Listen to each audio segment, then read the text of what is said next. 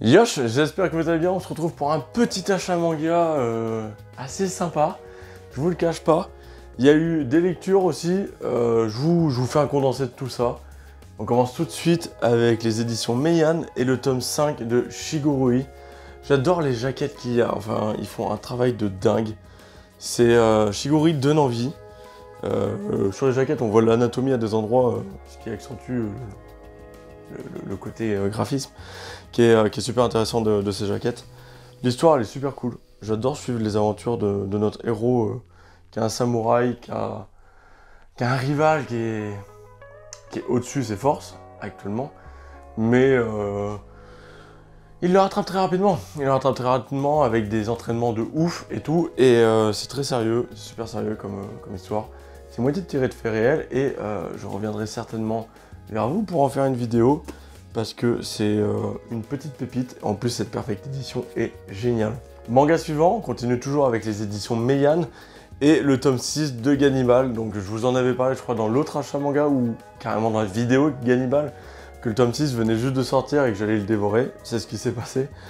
Dans ce tome 6, ça avance bien.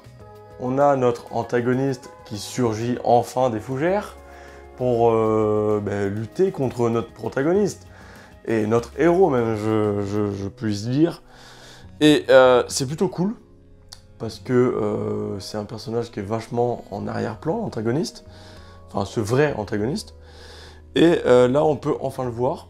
Mais ça va pas si vite que ça, parce qu'on revient sur le passé d'un autre antagoniste qui est tout aussi stylé, comme je le disais dans la vidéo de Gannibal. C'est Keisuke, et donc... c'était nécessaire d'avoir ce retour sur ce personnage pour mieux comprendre son développement et c'est cool. Donc tome 6, plutôt cool, plutôt cool. Après Meian nous a régalé avec les 4 derniers tomes de Kenga, donc on avait reçu les 4 autres. Que dire de Kenga? En fait je l'attendais, Kenga Ashura. Je l'attendais, les jaquettes elles sont magnifiques, vous pouvez le voir. D'un coup, de toute façon, on les affiche, mais il va peut-être pas tous les afficher, donc je vous les montre. Hop, c'est vraiment stylé, Kenga, j'adore. En plus, il y a des petits bonus qu'il n'y a pas du tout dans l'animé. L'histoire, elle est beaucoup plus poussée que dans l'animé qu'il y a sur Netflix. En plus, bon, l'animé sur Netflix, il est sympa, mais c'est de la CGI qui est dégueulasse. Donc autant vous dire que si vous avez le choix entre le manga et l'animé, choisissez le manga, parce que c'est bien plus développé. Il y a des petits clins d'œil, enfin des petits clins d'œil. Des petits trucs sympas en dessous les couvertures, donc ça c'est petit tips pour ceux qui n'ont pas, osé soulever les jaquettes.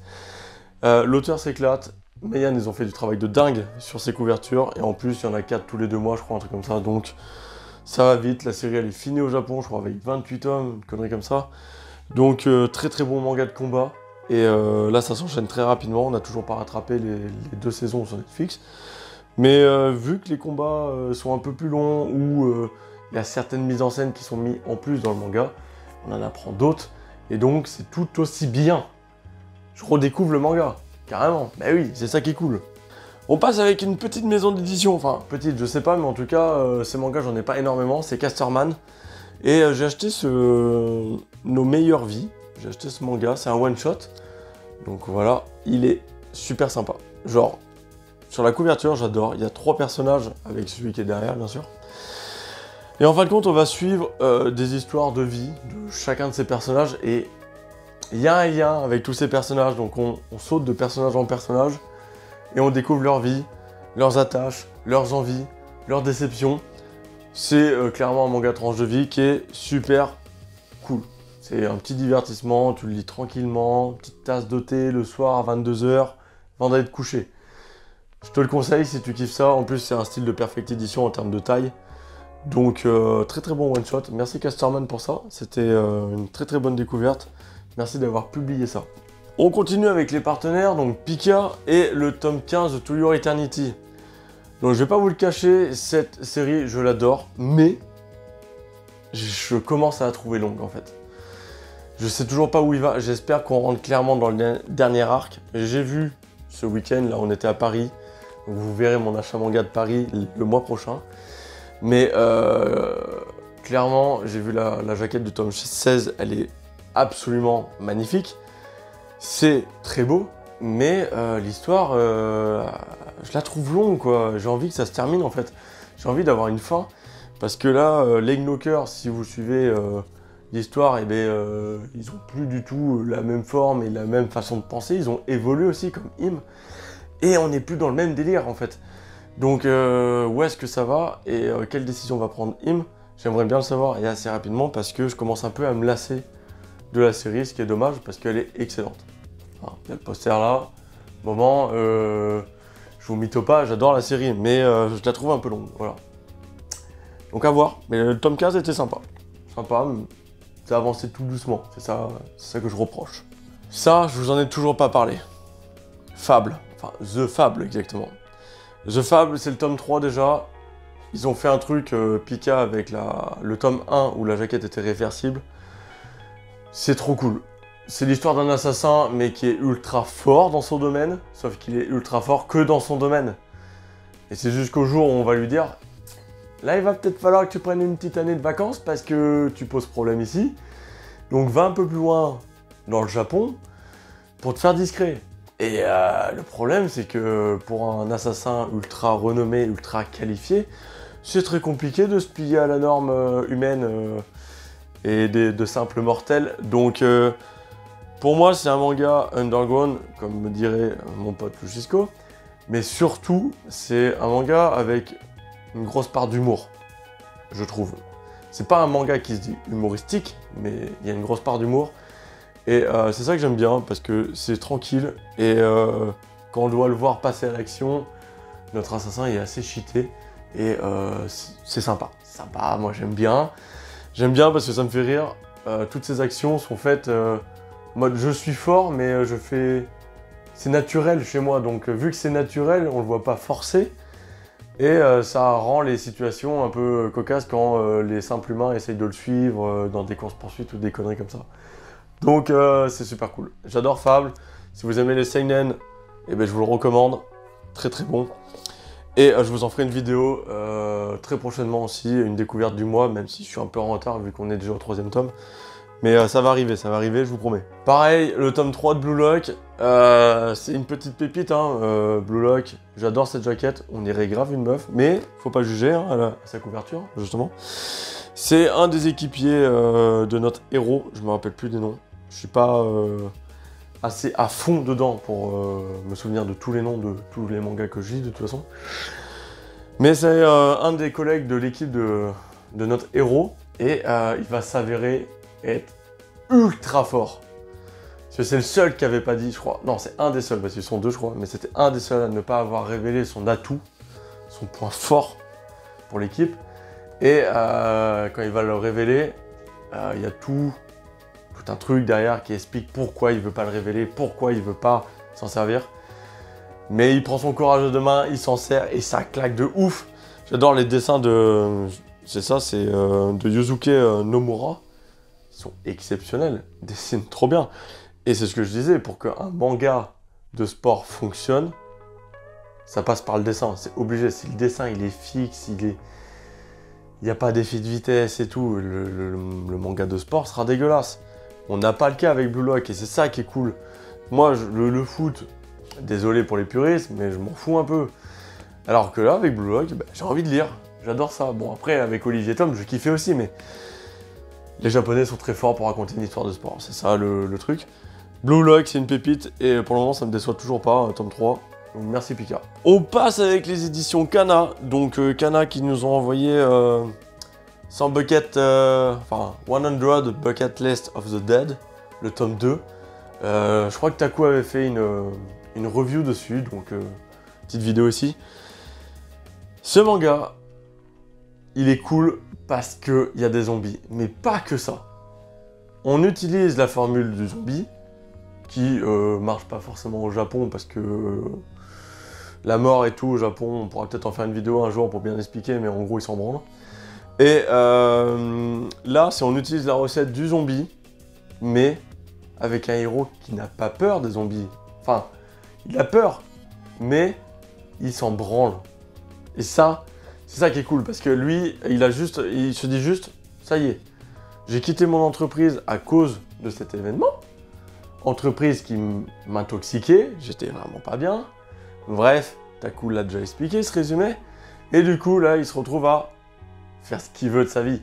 Et du coup, il va utiliser son temps un peu à faire n'importe quoi, on va pas se le cacher, mais il va utiliser son temps à se faire plaisir, à kiffer, à retrouver son pote, à essayer de trouver une nana, à faire le héros et tout, à faire plein de choses, et rayer tout ça de sa liste, d'où le nom 100 Bucket List of the Dead, donc sans action, enfin sans truc à faire avant la mort.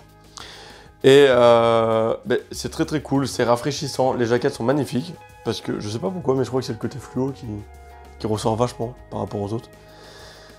Non, grosse découverte, parce que ça aurait été un énième truc de zombie, j'aurais peut-être aimé, mais j'en ai ras le cul, parce que c'est toujours prévisible en fait. Il y a toujours des nuls qui meurent comme des nuls, voilà, et qui font tout capoter, et du coup il y a une invasion, nanani, nanana.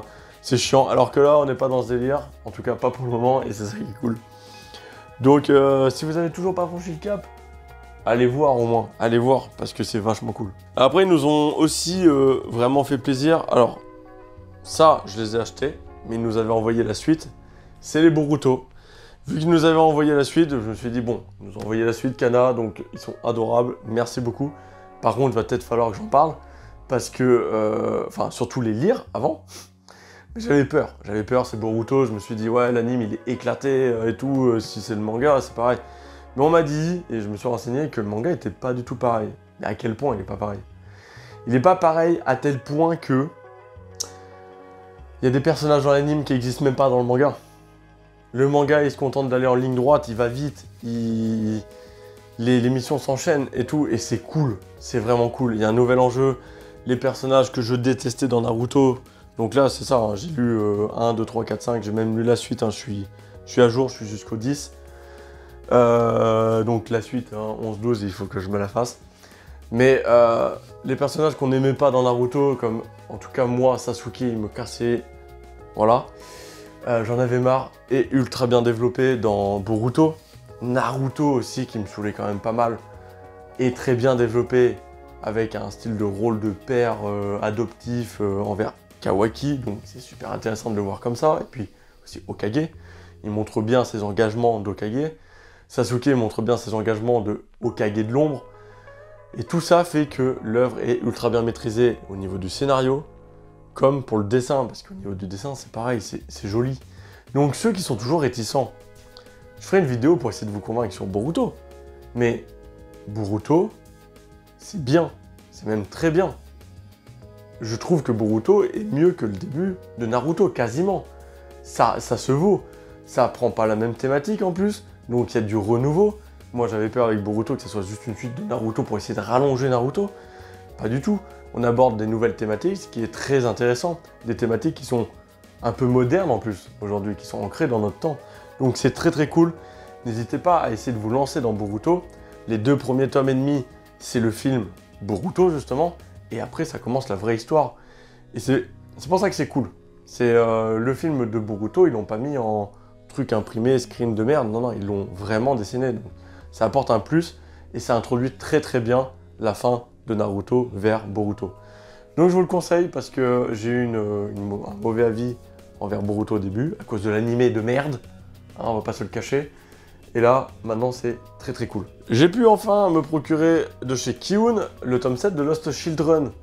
J'ai eu du mal à l'avoir parce que je me suis pris comme un pied et à chaque fois il était jamais disponible, donc j'ai dû le commander. Bref, je l'ai eu. J'aime bien parce que c'est un seinen. Enfin, en tout cas, c'est un style de seinen pour moi. Mais je commence à m'en lasser un peu comme série parce que le rythme il est très lent. Et puisqu'il est très lent, eh j'en oublie certaines parties.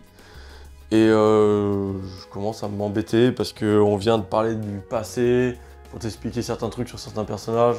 Ok, ça nous recentre, ça permet de nous ancrer dans l'histoire, mais on se fait un peu chier. On se fait un peu chier, on va pas se le cacher. Voilà, si ça fait 10 tomes, ça sera cool, sauf qu'on est déjà au 7ème, donc terminer en 3 tomes, c'est peut-être un peu chaud. Je sais pas, j'espère que ça ira pas plus loin que 10 tomes. Donc dommage. Par contre, grosse pépite de chez Kiun, le tome collector de My Hero Academia. Donc lui, grave stylé, petite figurine en acrylique. Bon, c'est jamais très fou, mais c'est sympa quand même. On a le roman, on a une jaquette réversible. Les deux jaquettes sont magnifiques. Bon, moi j'ai gardé celle-là avec le million, parce que j'adore le million. Je vais pas vous dire ce qui se passe, hein, parce que là on va me trucider.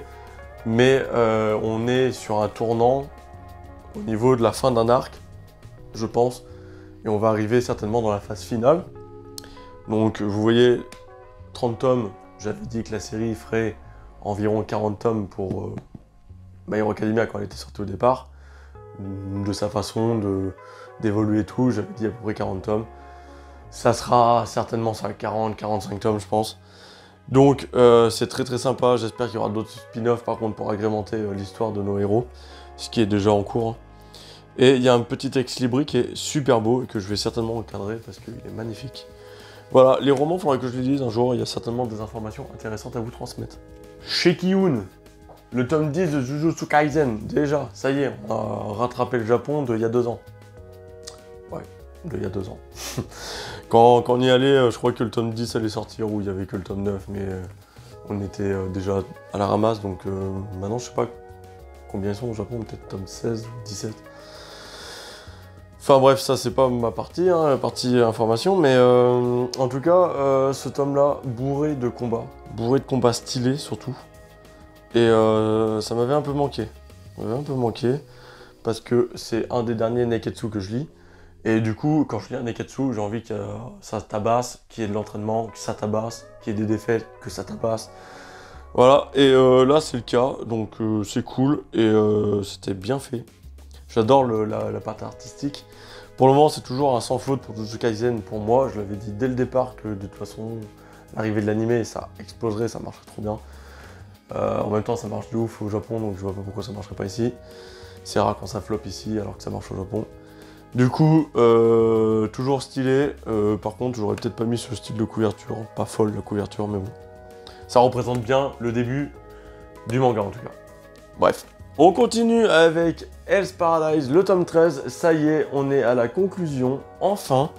Et du coup, je suis déçu parce que la jaquette, elle est plus belle au Japon, mais ça c'est pour chipoter, parce que autrement, la fin de Hell's Paradise, elle est très bien. J'en voulais pas plus, Je reviens dans une autre vidéo, donc les mangas terminés, que je vais reprendre, pour vous parler d'une série globale, pour que vous puissiez vous dire est-ce que je la prends ou pas. Parce que c'est bien de présenter des tomes 1, c'est mieux de savoir si la série globale est bien ou pas. Et du coup, je reviendrai sur celle-là, mais vous verrez mon avis, il est plutôt positif. Voilà. On termine avec la maison d'édition Glénat, avec le tome 14 de Tokyo Revenger. Tokyo Revenger est une pépite, j'adore les jaquettes, elles sont haut en couleur, elles sont magnifiques. Très bon travail de la part de Glénat par rapport à Tokyo Revenger. Donc ça, c'est cool.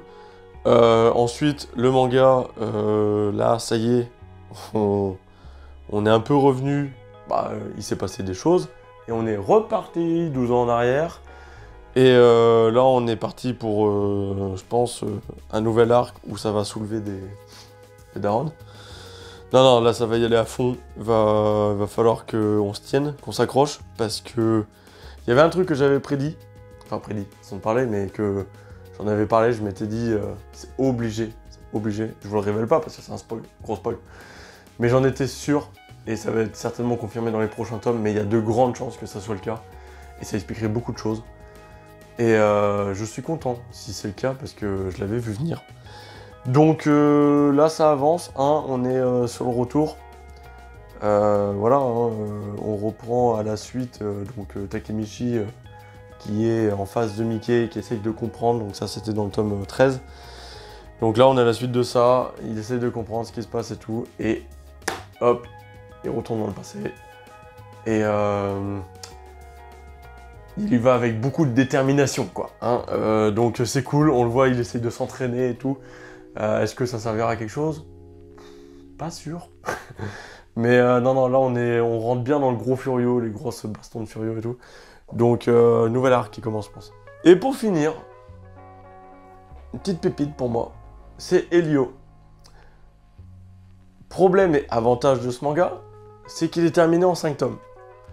5 tomes, ce qui veut dire qu'il y a de grandes chances, que ça soit pas un manga interrompu forcément, mais il y a des chances que ça l'est aussi. En tout cas, on aura une fin assez rapidement, et le manga est de bonne qualité. J'aime bien l'histoire, même si elle transcende pas l'univers, hein, mais elle est sympa, ça prend les codes médiévaux, donc ça c'est cool parce qu'il n'y en a pas assez, je trouve. Et c'est surtout l'auteur et le dessinateur de Sugarless. Donc j'espère que Glénat prendra aussi la licence de Sugarless, qui est un Furio. Furio assez, on va dire, bateau dans sa construction scénaristique, parce que c'est juste, je veux être le meilleur du lycée, mais on est clairement sur le même principe que Shonen Seven. Et quand je vois que Shonen Seven a fait 17 tomes, exactement 17 tomes, et bien Sugarless fait, je crois, 17 ou 18 tomes, donc ça peut passer. On sait qu'elle est finie au Japon et correctement, donc ça serait un réel plaisir de voir cet auteur débarquer avec son Furio en France. S'il vous plaît, Glénat, pensez à nous, les fans de Furio, s'il vous plaît. En tout cas, Elio, c'est cool si vous aimez la baston, le côté médiéval et les histoires courtes, tout simplement. Je pense que ça pourrait vous faire plaisir. Après, ce qui est dommage, c'est que le premier tome était brillant ici, et après, ils ont arrêté. Dommage. Comme pour Dr Stone. Dommage. Ça fait chier, parce que du coup, on se retrouve avec des collections qui sont un peu moins belles. Bref, voilà tout pour mon achat manga. J'espère que ça vous aura plu. N'hésitez pas dans les commentaires à me dire ce que vous avez acheté, ou ce que vous aimez, ce que vous n'avez pas aimé. Des recommandations peut-être en achat pour moi, pour le futur. M'intéresser à d'autres choses. N'hésitez pas à tout ça. Venez parler dans les commentaires. Je réponds. Il n'y a pas de souci. Je prends le temps. Allez, on se dit à une prochaine vidéo sur Manga Corp. Yosh!